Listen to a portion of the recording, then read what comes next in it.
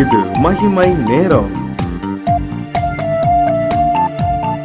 கிறிஸ்துவுக்குள் மிகவும் பிரியமான மகிமை தொலைக்காட்சி நேயர்களை இந்த மகிமை நேரம் நிகழ்ச்சியிலே சந்திப்பதில் மிக்க மகிழ்ச்சி அடைகிறேன். பிரியமானவர்களே, கர்த்தர் நமக்கு பாராட்டுகிற இந்த மேலான கிருபைகளுக்காக தேவனை நான் ஸ்தோத்திரிக்கிறேன்.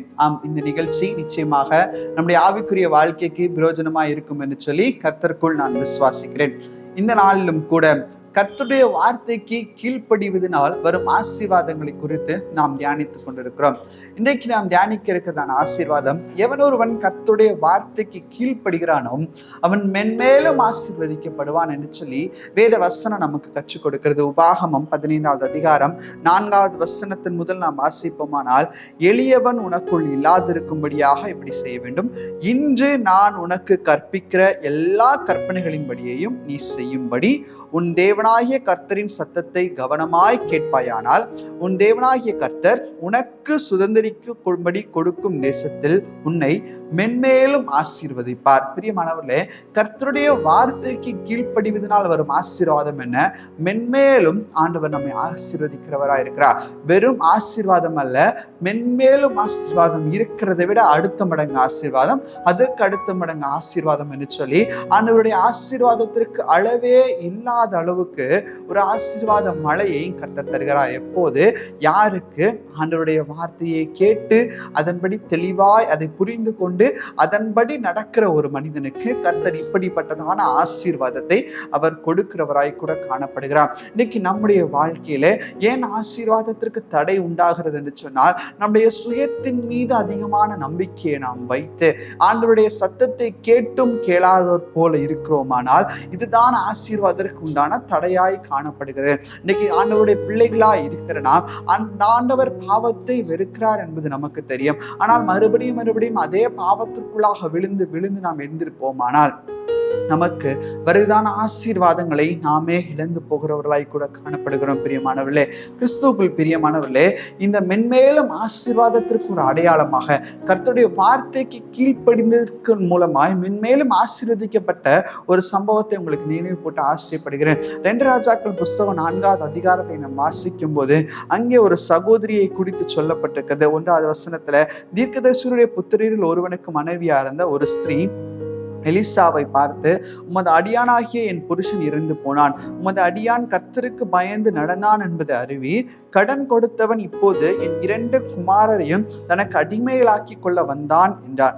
எலிசா அவளை நோக்கி, நான் உனக்கு என்ன செய்ய வேண்டும்? வீட்டில் உன்னிடத்தில் என்ன இருக்கிறது சொல் என்றான். அதற்கு அவள், ஒரு குடம் எண்ணெய் அல்லாமல் உமது அடியாளுடைய வீட்டில் ஒன்றுமே இல்லை என்றான். பிரியமானவர்களே, இப்போது இந்த சகோதரியினுடைய வாழ்க்கையிலே ஒரு ஆசீர்வாத குறைபாடு, கடன் அவளை நெருக்குகிறதை பார்க்க முடிகிறது. இந்த கடனுக்கு ஈடுகளாக அவருடைய 2 மகன்களையும் யாரோ ஒருவர் திரும்ப எடுத்துக்கொள்வதாக இப்படிப்பட்டதான ஒரு சம்பாஷணை எலிசாவுக்கும் இந்த ஸ்திரீக்கும் இடையிலே நடக்கிறது. அப்போது எவ்வளவு பாரம் அந்த ஸ்திரீயை அழுத்தி கொண்டிருக்கும் யோசித்து பாருங்கள். கடனின் மூலமாய் ஆண்டவரை ஆசீர்வதிக்கவில்லை. ஆனால் அவருடைய வசனம் சொல்லுகிறது, அவருடைய புருஷனோ கர்த்தருக்கு பயந்து நடந்தவனாய் கூட இருந்தான். ஆனாலும் அவருடைய வாழ்க்கையில ஒரு கடன் பிரச்சனை இருந்தது. இப்போது எலிசாவினிடத்திலே இந்த ஸ்திரீ முடிகிறார். எலிசா ஒரே ஒரு வார்த்தை சொல்கிறார். என்ன சொல்கிறார்? அப்பொழுது அவன், நீ போய் உன்னுடைய அயல் வீட்டுக்காரர் எல்லாரிடத்திலும் அநேகம் வெறும் பாத்திரங்களை கேட்டு வாங்கி உள்ளே போய் உன் பிள்ளைகளுடனே உள்ளே நின்று கதவை பூட்டி அந்த பாத்திரங்கள் எல்லாவற்றையும் பார்த்து நிறைந்ததை ஒரு பக்கத்தில் வை என்றான். பிரியமானவர்களே, எலிசா வேற ஏதாவது ஒரு ஐடியாவை அவர் சொல்லியிருக்கலாம். ஆனால் அவர் சொல்லுகிறதான ஒரு காரியத்தை பாருங்கள். பக்கத்து வீட்டுக்காரர் இடத்துல போய் உன்னுடைய பாத்திரங்கள் எல்லாவற்றையும் வாங்கி அதுல அந்த எண்ணெயை வார்த்து வை, உன்னுடைய பிள்ளைகளோடு கூட நீ உள்ள பூட்டி கொண்டு இரு என்று சொல்லி சம்பந்தமே இல்லாத ஒரு காரியத்தை இந்த எலிசா இந்த ஸ்திரீயின் இடத்துல சொல்லுகிறதை நாம் பார்க்கிறோம். ஆனால் இந்த ஸ்திரீயோ அதை குறித்து கொஞ்சம் கூட சந்தேகப்படாமல் யோசித்து பாருங்க. அவள் இப்படி நினைத்திருந்தால், நான் போய் கேட்டால் மற்றவர்கள் எப்படி கொடுப்பார்கள், என்னிடத்திலே கடனை தீர்க்கிறதுக்கான வழியே இல்லையே, ஆனால் எப்படி தீர்ப்பார்கள் என்கிறதான ஒரு எண்ணம் அவளிடத்துல வந்திருக்கும்.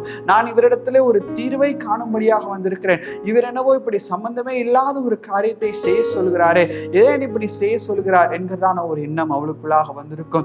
இப்படிப்பட்டதான ஒரு மனதுல ஒரு அங்கலாய்ப்பு, ஒரு கவலை, ஒரு பாரம், ஒரு கஷ்டம் இந்த ஸ்திரீயை நிச்சயமாக ஆட்கொண்டிருக்கும். பிரியமானவர்களே, நம்முடைய வாழ்க்கையிலும் கூட இன்னைக்கு இந்த ஆசீர்வாத குறைபாடு நம்மளுக்கு இருக்கு என்று சொன்னார். ஆண்டவர் நமக்கு கற்றுக் கொடுக்கிறதான வருகிறதான காரியங்களை கேட்டும் கேளாதவரும் போல் இருந்திருக்கிறோம். இந்த ஸ்திரியானவள் அந்த வார்த்தை குறித்து கடுகளவும் சந்தேகப்படவில்லை. ஏன் இன்னைக்கு இந்த கடன் பிரச்சனை ஏன் வந்தது என்பதை யோசித்து பார்ப்போமானால் நம்மால் தான் அது வந்தது. ஆண்டவர் நமக்கு ஏற்ற ஆசீர்வாதத்தை அது காலத்துல அழகாக கட்டளையிடுகிறார். ஆனால் அந்த ஆசீர்வாதத்திற்கு மேலாக, நம்முடைய சம்பாத்தியத்திற்கு மேலாக கர்த்தரிடத்திலே கேட்காதபடிக்கு அநேக காரியங்களை நாம் செய்வதனால் அநேகர் கடனுக்குள்ளாக மாட்டிக்கொண்டிருக்கிறதை பார்க்க முடிகிறது. ஆனால் இந்த ஸ்திரீயானவள், அவளிடத்துல ஒரு சந்தேகம் இல்லை. அவருடைய காதுகள் திறந்திருந்தது. கர்த்தருடைய வார்த்தையை கேட்கும்படியாக அவருடைய காதுகள் திறந்திருந்ததை பார்க்கிறோம். எனவே அந்த ஸ்திரீ என்ன சொல்கிறார்?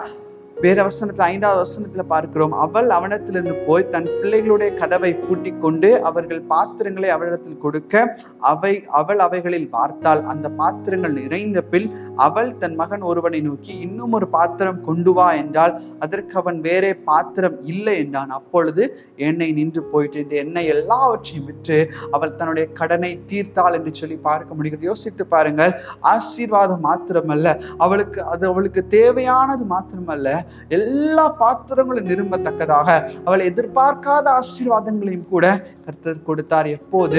ஆண்டவருடைய வார்த்தைக்கு கீழ்ப்படியும் போது. ஒரு அமெரிக்கா தேசத்துல ஒரு வாலிபன் இருந்தானாம். அந்த வாலிபனுடைய வாழ்க்கையில ஒரு பெரிய ஒரு பிசினஸ் செய்ய வேண்டும் என்று சொல்லி அந்த வாலிபனுடைய வாழ்க்கையில ஒரு ஆசை இருந்தது.